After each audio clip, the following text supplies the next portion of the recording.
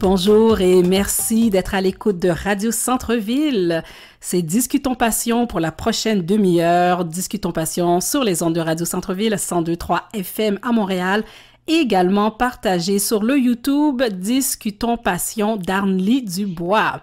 Alors aujourd'hui, nous discutons avec un homme passionné qui partage son temps entre l'enseignement du français et l'écriture. Donc, nous saluons Monsieur Patrick Charles. Alors, salut Darny, c'est un plaisir pour moi de participer à cette émission aujourd'hui. Surtout, ça va parler de littérature, ma principale passion. Principale passion, la littérature. Est-ce que l'écriture en fait partie? Ah oui, quand je parle de littérature, c'est l'écriture je parle aussi. De l'écriture dans sa globalité, c'est-à-dire à savoir la lecture et la production. OK. Et parlons de production. Donc déjà, 2 recueils de rédigés et peut-être d'autres à venir. On va voir ça plus tard. Puis-je dire également que vous portez le titre de poète? Ah oui, bien sûr. Bien sûr, parce que je suis déjà à mon 3e recueil qui est sous impression. Okay. C'est à l'imprimerie en cet instant même. Et c'est sûr qu'à la fin de cette semaine, j'aurai reçu les premières copies. J'ai déjà 2 recueils de publiés, comme tu viens de le dire. Ah, je ne sais pas si je dois te tutoyer. Excuse-moi. Ah, bien, je pense qu'on peut se tutoyer. Ça va être beaucoup plus confortable. J'ai une petite question. Comment est-ce qu'on définit un poète? Un poète, ça c'est ma définition. Elle est subjective. D'accord. J'imagine que d'autres poètes peuvent partager cette définition. C'est quelqu'un qui vit de l'intérieur. C'est quelqu'un qui vit sa spiritualité par l'écriture. Pour moi, la poésie est une sorte de spiritualité parce que moi, je ne peux pas écrire dans mon état d'humanité normale. Il me faut une certaine transcendance. Et cette transcendance, je ne vais pas la chercher. Ça vient naturellement. Ça peut émerger à partir d'expériences que j'ai vécues, à partir des faits que j'ai vus, à partir de mon enfance. Et puis, à un certain moment, ces faits-là et ce vécu-là, ça émerge en moi, et puis quand ça devient sang, comme l'a si bien dit Rainer Maria Rilke, et puis j'ai l'inspiration, je produis quelque chose que je ne saurais produire et à partir de mon être normal, comme je te parle là. OK, donc il faut une transcendance. OK. Parce que moi, je ne suis pas un fabricant de mots, je suis plus... C'est quand même un peu prétentieux. Je peux le dire parce que mon préfacier l'a dit, lui, dans mon 2e recueil. Je suis plus un poète orphique. Mais c'est bien de le définir ainsi. Ce n'est pas un poète de mots. Parce que qu'est-ce que tu dis aux gens, justement, qui sont effrayés à l'idée de lire des recueils de poésie et de ne rien comprendre? Il y a des gens qui disent, moi, je ne lis pas la poésie parce que je ne comprends rien. Alors, aux fabricants de mots, comment est-ce qu'on peut expliquer ça? Bon, normalement, c'est vrai qu'on dit toujours que la poésie est un genre énigmatique, c'est hermétique. C'est vrai qu'il y a une dimension philosophique. Je dirais la philosophie, c'est-à-dire la métaphysique. Alors, pour moi, c'est cela. Mais moi, je fais une poésie qui n'est pas, je ne sais pas, qui n'est pas tout à fait hermétique, mais quand même, étant donné que la poésie est un langage, la poésie est de la métaphore, c'est sûr que quand tu vas me lire, tu ne vas pas trouver un langage ordinaire, le langage de tous les jours. C'est sûr que c'est quand même élevé au second degré. Tu comprends? Ça requiert l'effort du lecteur, un effort de transcendance, parce que le même effort, ou du moins cette même transcendance que j'ai eue, le lecteur va entrer en communication avec moi. C'est pour ça que dans un de mes poèmes, je dis que si l'être suprême te dote je ne dirais pas, d'une certaine acuité pour comprendre les fibres communicatives de l'inspiration de l'autre, tu es éminemment riche. Parce qu'il n'est pas donné à n'importe qui, à quiconque, de transcender ou encore d'intercepter la parole poétique. Parlant de ça, de bien comprendre justement le texte, lorsqu'un poète écrit un texte, il est parti, il est écrit. Okay? Et la personne qui va le lire peut l'interpréter à sa façon. Ah, exactement. C'est un principe en littérature. Oui. Le texte est polysémique. Et j'ai lu quelques poèmes qui sont écrits dans le recueil Terre de miel aux épines de fiel. Il y en a 3 que j'aimerais, disons, pointer du doigt, dont celui à la page 53, Je vais juste prendre le livre et me rendre à la page. Est-ce que c'était la page 53? Ça ne sera pas bien long. Excusez-moi le bruit. Alors, celui qui parle justement la pandémie de la haine. Donc, ce que j'ai cru comprendre à travers les lectures que j'ai faites, c'est que, Patrick, tu es humain. Merci, merci. Ah, ça c'est une félicitation. Merci. Oui, tu es humain, tu es proche des gens. Donc, à la page 53, la pandémie de la haine, de quoi s'agit-il? Bon, il faut te dire que, bon, bien entendu, tu as lu le texte. Oui, oui, mais on va en parler aux auditeurs. Exactement. En général, ce qui peut rendre un texte poétique difficile à saisir, bon, en passant, c'est pas toujours nécessaire qu'un texte poétique dégage un sens. Okay. Ça se peut que le poète joue avec une sorte d'esthétique sans même dégager un sens. On comprend? Mais moi, je fais quand même une poésie qui dégage un sens parce que je suis touché par la condition humaine, comme tu viens de le dire. Oui, oui. Donc, comme tu l'as bien vu, je suis certain que tu l'as vu, ce texte m'a été inspiré à la suite des événements fâcheux qui se sont produits dans le monde. J'ai cité bien d'endroits, des actes terroristes. Dans les synagogues, dans les cafés. Exactement. Ce sont ces événements qui, en quelque sorte, ont fait un travail humain en moi, ont bouillonné mon sang humain. Et puis, à un certain moment, je ne pouvais rien garder en moi. Et j'ai exprimé tout ce qui se passait en moi à propos de tous ces massacres. Et ça se lit très, très bien. On peut justement ressentir le questionnement envers l'intolérance, la haine et tout ça. L'autre poème que j'ai bien aimé, Mon arbre de Noël. Déjà qu'on est dans le temps de Noël, donc on parle de pandémie, on parle de Noël. Et c'est ce que j'ai compris, c'était une période de réjouissance. Ça commence comme ça et ça termine par les lumières de l'arbre de Noël se sont éteintes. Exactement. Qu'est-ce qui s'est passé? Ah bon, là, tu... Qu'est-ce qui s'est passé? Oui. Ouais, tu poses des bonnes questions. Bon, bien entendu, je suis élevé dans un univers d'amour pour les fêtes de fin d'année. Bon, c'est vrai que je suis élevé dans une famille très modeste.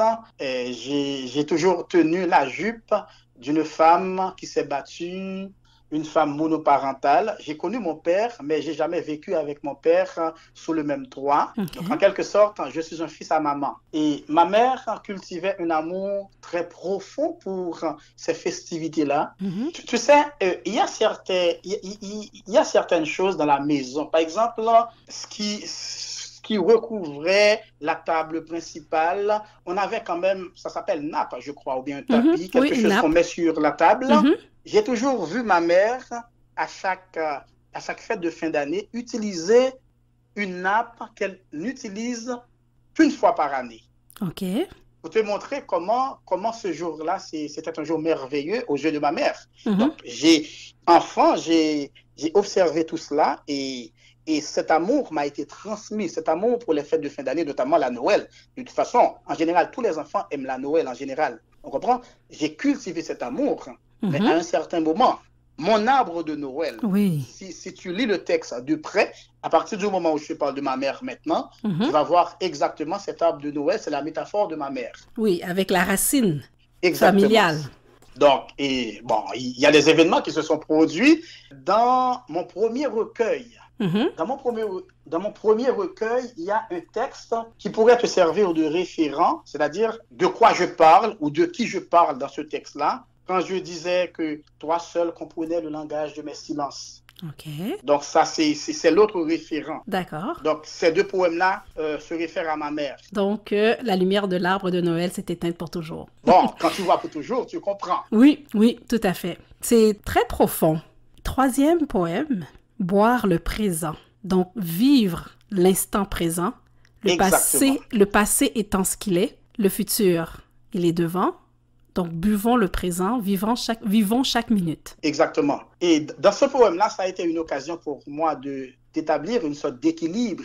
Tu peux voir que ces deux recueils sont en quelque sorte... Il y a beaucoup de mélancolie dans ces deux recueils-là. À un certain moment, j'ai essayé d'établir l'équilibre parce que je ne suis pas quelqu'un qui est totalement mélancolique. Je vis aussi et je vis il y a de la joie, il y a quand même des ouragans de joie qui traversent mon âme à un certain moment. Boire le présent, ça fait partie de mes moments optimistes. OK. Comme tu l'as dit, vivre sa vie à l'instant même. Ouais. Et Terre de miel aux épines de fiel, j'en ai lu plusieurs. Ces trois-là ont capté mon attention, oui, par le titre, mais par ce qu'on vit en ce moment. On vit cette pandémie.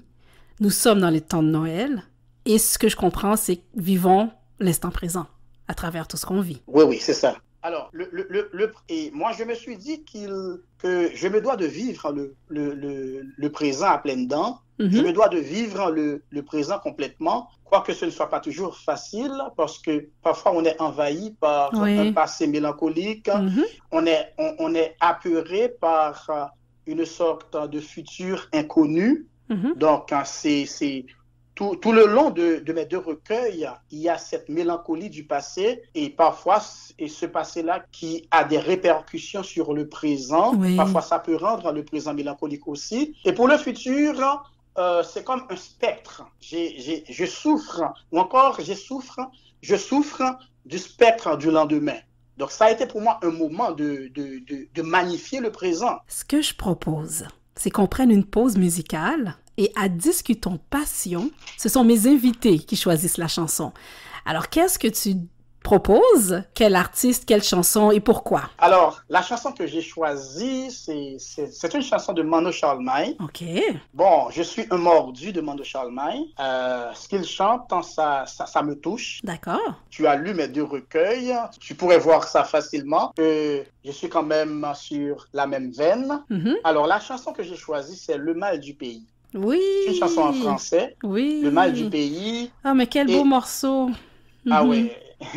Oui, pourquoi j'ai choisi cette chanson, c'est parce que ce qui se dit dans cette chanson, je l'ai vécu et récemment, je l'ai encore vécu parce que par moments, il y a ce mal du pays qui fait surface, qui refait surface dans notre âme, à tel point que, après avoir vécu cela, j'ai écrit un poème alors qui fera partie de mon dernier recueil, encore de mon prochain recueil.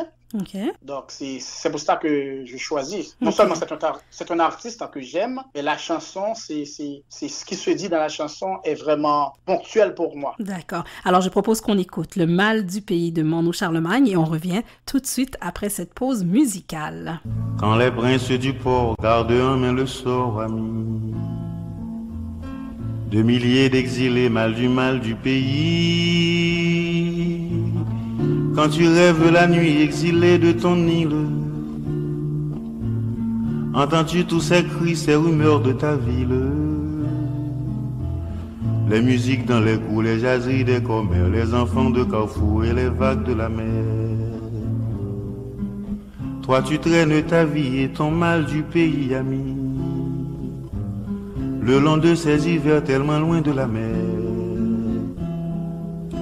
Reviendras-tu là-bas chanter la liberté, pour que meurent les rois qui l'avaient trafiqué, pour que chantent à nouveau les espoirs de ton île.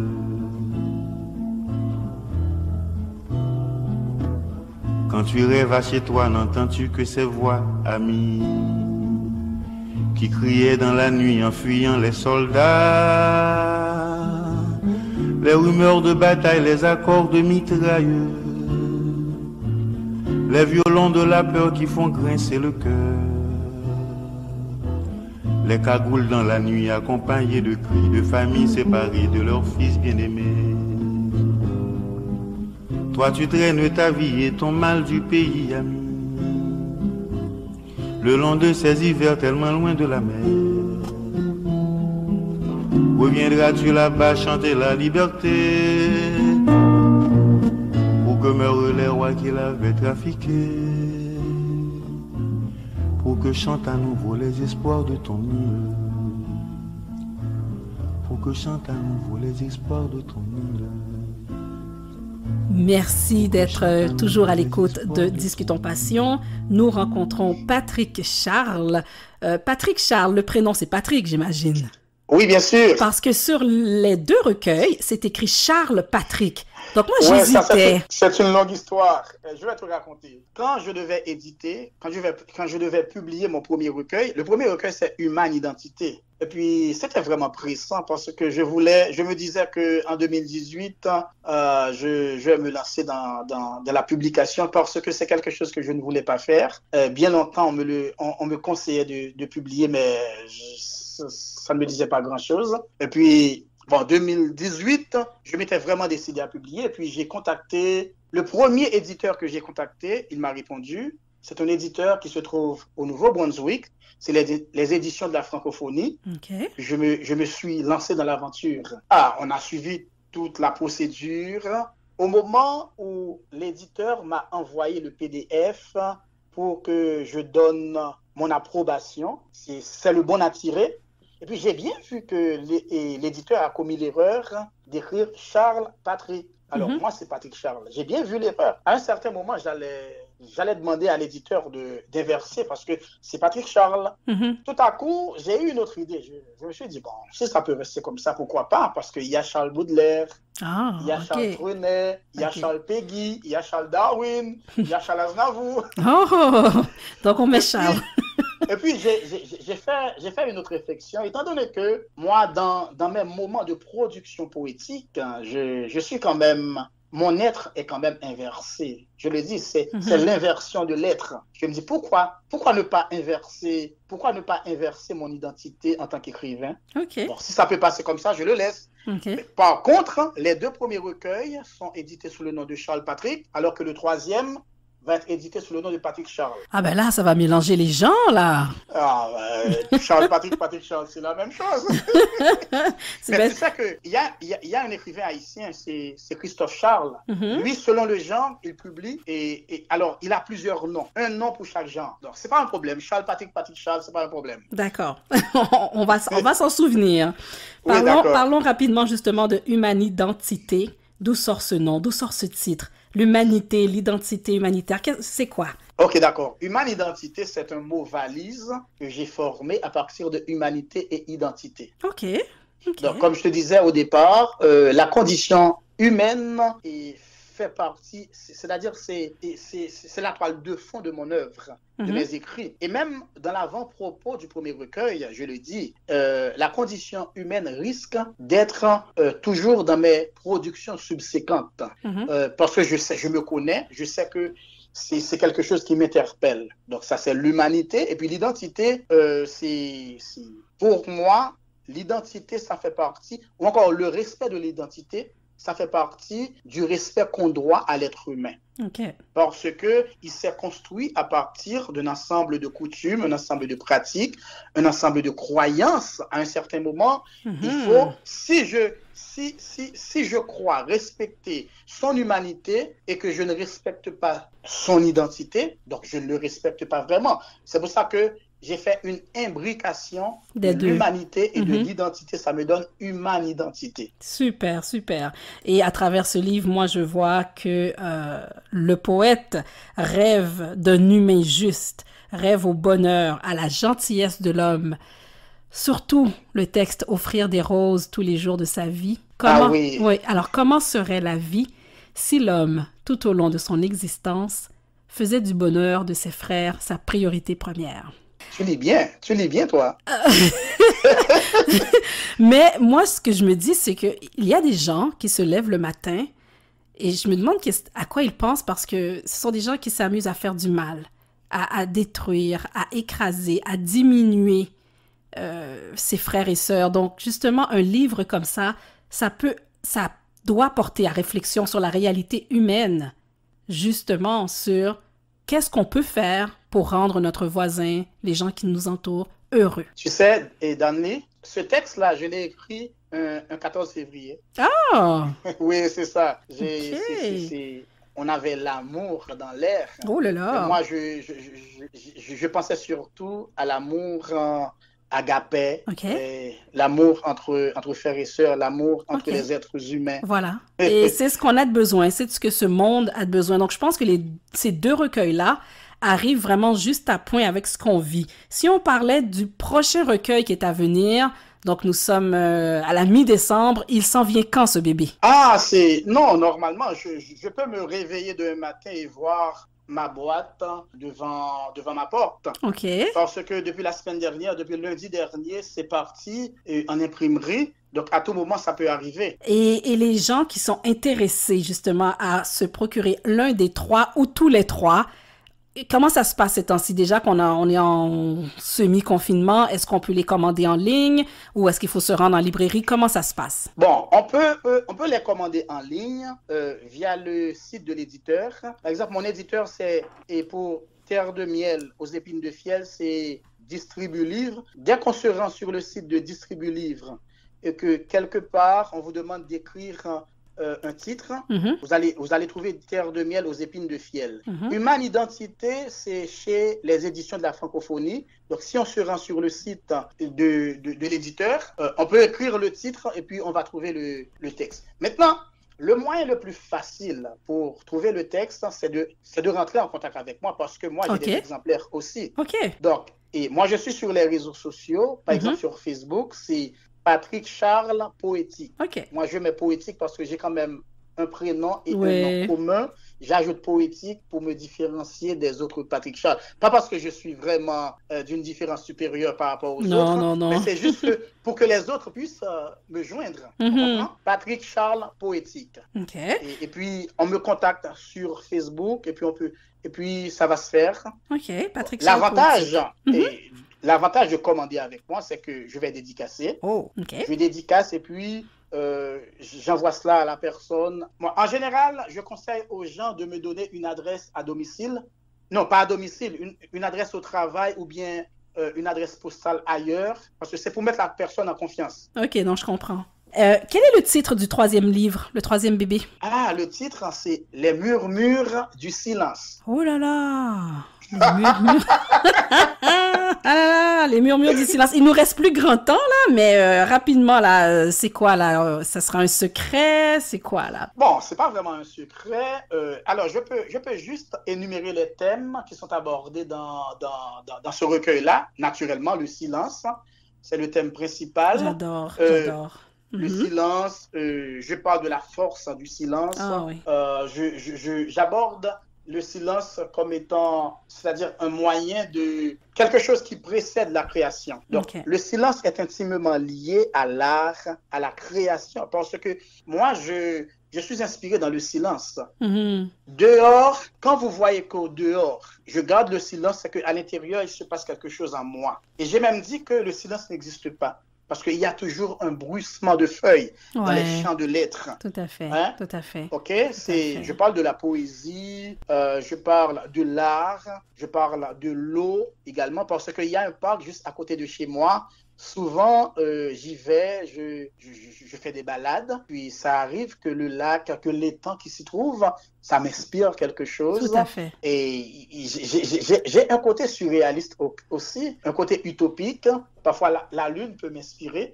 Dans mon deuxième recueil, il y a un texte sur la lune. Dans ce recueil-là qui s'en vient, il y a un texte sur la lune. C'est comme surréaliste. Et puis, il y a des événements qui se sont produits au cours de l'année 2020, des événements malheureux, bien entendu, mais ça m'a touché. Par exemple, j'ai 2 textes qui sont écrits à partir de l'événement de George Floyd. Mais il faut pas tout dévoiler, parce que là, justement, l'émission, elle est terminée. Ça nous donne vraiment des indices qu'il va falloir qu'on se procure le livre.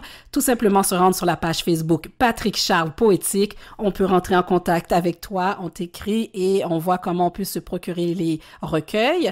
Et comme je disais, l'émission tire à sa fin. Je te remercie énormément d'être venu. C'est à moi de te remercier, Darnie, de me donner l'occasion de parler de mes écrits. Donc, c'est vraiment une belle occasion pour moi. J'en ai profité. Alors, je te dis encore merci. Et puis, j'espère qu'on pourra se reparler. Parce que pour moi, la littérature est une passion. Dès qu'on m'appelle pour la littérature, je suis présent. Discutons Passion est là pour ça. Je te souhaite de joyeuses fêtes. Merci à toi aussi. À très bientôt. À tes auditrices et à tes auditeurs. Oui. Joyeuses fêtes. Santé. Alors moi, je prends plus l'habitude de souhaiter une bonne année. Je parle de santé. Oui, c'est ce qui est important. L'amour, tout ça. Il y a bien des choses qui sont à notre portée. c'est à notre portée de cultiver l'amour. Ça dépend de nous. Voilà. Alors, merci beaucoup et puis on garde contact. On se dit à très bientôt. D'accord, à très bientôt. Merci beaucoup.